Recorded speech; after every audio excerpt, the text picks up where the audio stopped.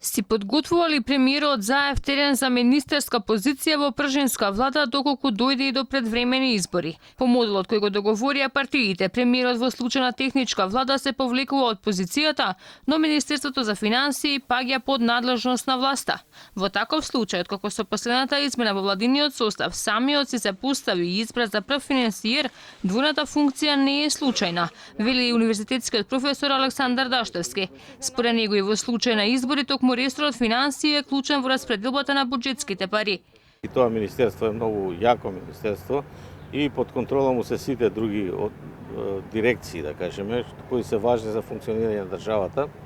Инаку невозможно е според мене да се извршуваат тие две функции заедно.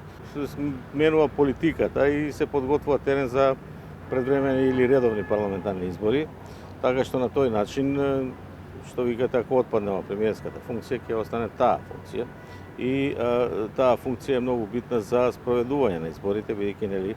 Според најавата на Заев, тој на министерската позиција ќе се задржал одреден период, но неизвестно е колку ќе биде тоа. Токму ваквата изјава, според експертите, не ја исклучува ниту можноста власта да се подготвува за повторно изборно соочување, а во таа насока и превземањето на Заев на ингеренциите врз државната каса. Договорот од 2016 налага на 100 дена пред евентуални избори со владата да раководи технички состав со кадри од власт и опозицијата. Инаку за владиниот предлог за реконструкцијата претениците ќе дебатираат утре на пленарна седница.